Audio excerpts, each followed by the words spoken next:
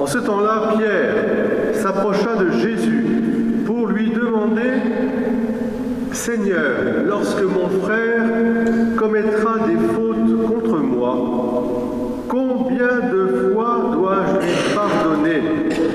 Jusqu'à 7 fois ?» Jésus lui répondit « Je ne te dis pas jusqu'à 7 fois, mais jusqu'à 70 fois 7 fois. » Ainsi, le royaume des cieux est comparable à un roi qui voulut régler ses comptes avec ses serviteurs. Il commençait quand on lui amena quelqu'un qui lui devait 10 000 talents, c'est-à-dire environ 60 millions de pièces d'argent, quelques milliards. Comme cet homme n'avait pas de quoi rembourser, le maître ordonna de le vendre, avec sa femme, ses enfants et tous ses biens, en remboursement de sa dette. Alors, tombant à ses pieds, le serviteur demeurait prosterné et disait « Prends patience envers moi, et je te rembourserai tout. » Saisi de compassion, le maître de ce serviteur le laissa partir et lui remit sa dette. Mais en sortant, ce serviteur trouva un de ses compagnons qui lui devait 100 pièces d'argent. Il se jeta sur lui pour l'étrangler en disant « Rembourse ta dette !» Alors, tombant à ses pieds, son compagnon le suppliait « Prends patience envers moi et je te rembourserai. » Mais l'autre refusa et le fit jeter en prison jusqu'à ce qu'il ait remboursé ce qu'il devait. Ses compagnons, en voyant cela, furent fort attristés. Ils allèrent tout raconter à leur maître. Alors celui-ci le fit appeler et lui dit « Serviteur mauvais, je t'avais remis toute cette dette parce que tu m'avais supplié. Ne devais-tu pas à ton tour avoir pitié de ton compagnon comme moi-même j'avais eu pitié de toi ?» Dans sa colère, son maître le livra au bourreau jusqu'à ce qu'il eût remboursé tout ce qu'il lui devait. C'est ainsi que mon Père du ciel vous traitera si chacun de vous ne pardonne pas à son frère du fond du cœur.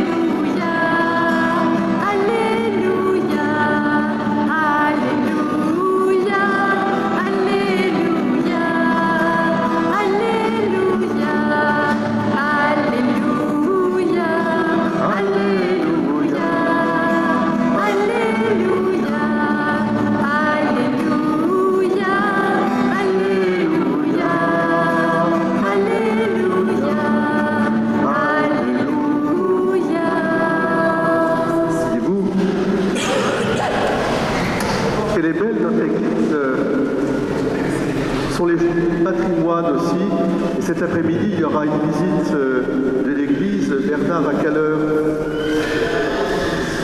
14h et 17h, c'est ça.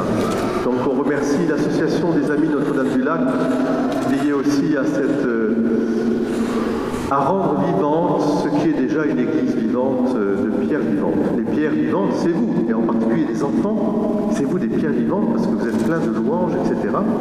Et je vais vous interroger. Mais je voudrais aussi rendre grâce avec vous parce que parmi nous, il y a une pierre vivante qui vient de revenir. Paranak, lève-toi, qu'on t'applaudisse aussi, qu'on te remercie de mon Dieu. Sois bénie, la sœur. Tu es revenue de ce beau pays, ton pays d'Iran, et on remercie pour les grâces. Tu nous en feras part, bien sûr, au moment opportun. Mais déjà, nous savons que d'un pôle du monde à l'autre, j'ai envie de dire, par Marie d'ailleurs, par la Vierge Marie, la paix qui unit les hommes et les femmes de bonne volonté. Vous savez aussi que cette semaine qui s'ouvre, c'est la semaine méditerranéenne à Marseille, sur les thèmes de l'écologie, de la précarité, du dialogue interreligieux et de la migration. Ce sont des thèmes aussi importants pour notre monde d'aujourd'hui. Il est important que l'Église soit tête de pont, en particulier à Marseille, où nous serons d'ailleurs nous-mêmes à pied, en particulier pour le dialogue interreligieux. Voilà, shalom, salam, la paix, c'est ce que nous voulons et avec une vraie fraternité qui nous unisse. Alors aujourd'hui, on a béni les cartables. C'est extraordinaire de bénir les cartables. Alors, je vais commencer par la table de multiplication. Pierre a dit à Jésus combien de fois il faut pardonner. Et alors, Pierre, il a dit, est-ce qu'il faut pardonner? Qu'est-ce qu'il a dit comme chiffre?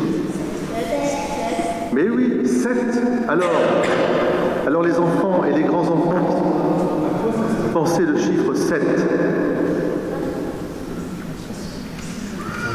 Dans la semaine. Mais oui, il y a 7. Et s'il y a 7 jours dans la semaine, c'est parce que ça nous fait penser à la création. Merci Georges. À la création. Dieu a travaillé 6 jours et le 7e jour, il s'est reposé. Voilà comment le récit de la création nous est donné. Et ça me fait penser d'ailleurs qu'en ce moment, la communauté juive fête Rosh Hashanah, qui est la fête de la création. Et pour nous, c'est très important parce que cette création, elle a été faite dans le bonheur et la bonté et l'harmonie, je dirais dans un cœur à cœur en communion. Et ce qui a fait que le cœur à cœur en communion a été détruit, c'est le péché, c'est le mal. Et ce qui fait qu'il n'y avait plus cette communion. Alors, pourtant, dans le jardin du paradis, il y avait plein de fleurs, comme Gisèle a porté des fleurs aussi, je la remercie. Aujourd'hui, c'est la journée des fleurs françaises. Sachez-le, on met en valeur les fleurs aussi aujourd'hui. Alors, il n'y avait plus cette harmonie, et donc Dieu a décidé d'envoyer son propre Fils pour nous sauver, pour rétablir la communion, et de 7, on est passé à 7 plus 1, ça fait 8. Le 8e jour, l'Église est construite sur ce symbole du 8e jour, qui est le jour du dimanche, le jour de Pâques. Soyez bienvenus. Mais alors, Jésus répond à Pierre, il faut pardonner 7 fois. Qu'est-ce qu'il lui répond, Jésus? Il fait une table de multiplication. Il dit, il faut pardonner 7 fois, 70 fois. Ça fait combien? Alors, au départ, vous allez vous tromper peut-être, mais peu importe. Ce qui est important, c'est de comprendre que pour un juif, 7, c'est la perfection.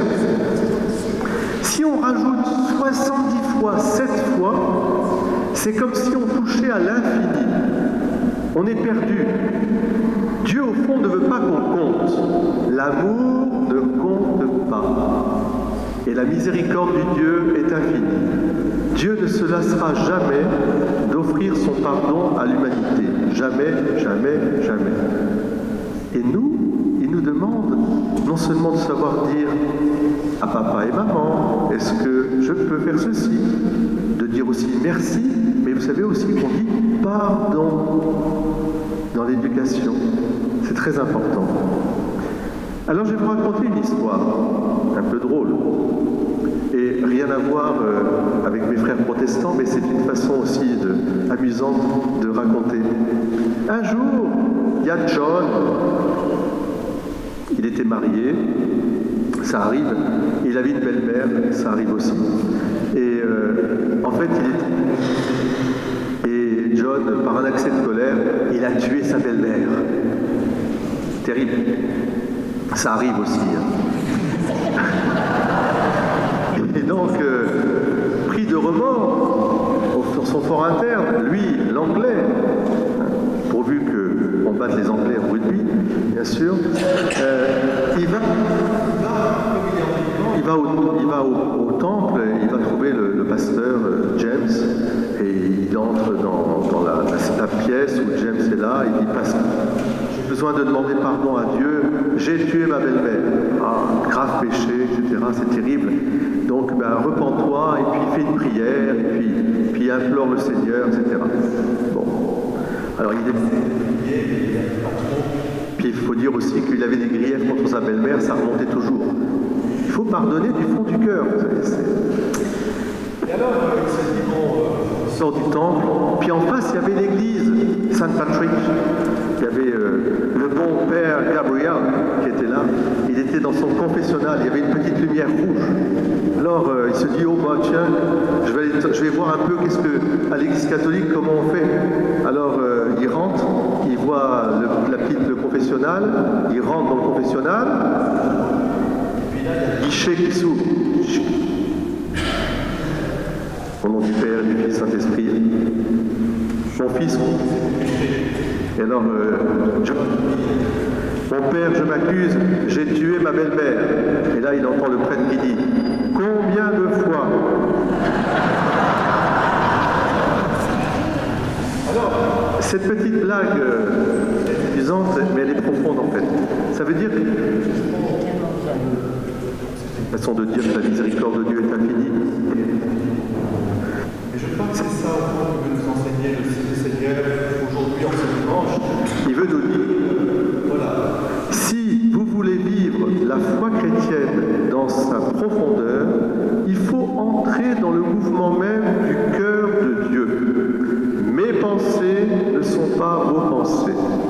Je vous regarde tous, Drusille, Nolan, Inès, Mathieu, je vous regarde tous ici comme des enfants du bon Dieu.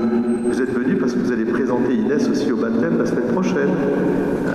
Et elle sera baptisée avec notre petite... comment s'appelle-t-elle déjà? Avec Aria. Elle sera baptisée samedi avec Aria. Vous êtes venus aussi aujourd'hui pour témoigner que la miséricorde du Seigneur, eh bien, elle est le salut du monde. Il faut entrer dans cette miséricorde à l'infini. Ne jamais désespérer de la miséricorde du Seigneur. Jamais, jamais, jamais. Au grand jamais. Et pour cela, il faut garder un cœur bon et généreux. Vous comprenez? Le serviteur mauvais, il n'a pas été bon avec son compagnon. Il a voulu lui rendre, je dirais, la monnaie de sa pièce. Que le roi lui avait tout dit. Alors moi, je vous invite au seuil de cette année, nouvelle année, je vous invite vraiment à entrer dans ce mouvement de miséricorde. C'est-à-dire porter les fardeaux les uns les autres. C'est ainsi que vous aurez accompli la loi de Dieu. Porter les fardeaux les uns les autres. Entrez dans le monde. On appelle ça la communion des saints. La communion des saints, c'est la communion à la fois dans les mérites des saints par Jésus, mais c'est aussi la communion dans nos épreuves, dans nos soucis, même dans le péché. Parce que nous devons être témoins que l'amour de Dieu a été plus fort que l'amour du péché. Les premiers chrétiens, à l'imitation de Jésus, ont pardonné à leurs bourreaux. Père, pardonne-leur parce qu'ils ne savent pas ce qu'ils font.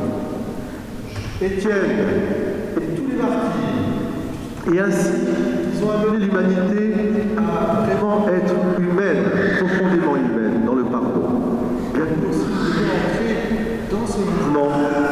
C'est un mouvement de grâce. Ça ne vient pas de nous. Combien de fois doit-on pardonner? 7 fois, 70 fois. Ce qui fait 490. Bravo. Il y a bien pris des multiplications, c'est bien. Eh bien, c'est vrai aussi qu'on doit vraiment être dans cette disposition, c'est-à-dire pour toujours. Que le Seigneur nous donne cette grâce au seuil de cette année qui commence, d'être porteur toujours de la miséricorde.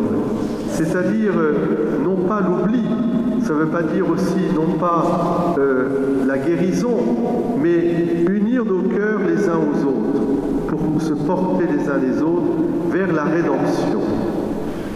Car Dieu a tant aimé les hommes qu'il a donné son propre Fils. Le prix de chaque être humain est infini aux yeux de Dieu. Nous sommes ses enfants, chacune et chacun d'entre nous, du plus petit au plus grand, du plus pauvre au plus riche. du plus juste, même au plus méchant. Il faut prier pour que cette méchanceté soit effacée, couverte par la miséricorde du Seigneur. Nous devons en être des instruments, des témoins. Alors je vous invite à faire comme John, non pas à tuer votre belle-mère, mais à entendre du fond du cœur cette parole combien de fois. Combien de fois faut-il pardonner? 7 fois, 77 fois ou 70 fois, c'est-à-dire toujours.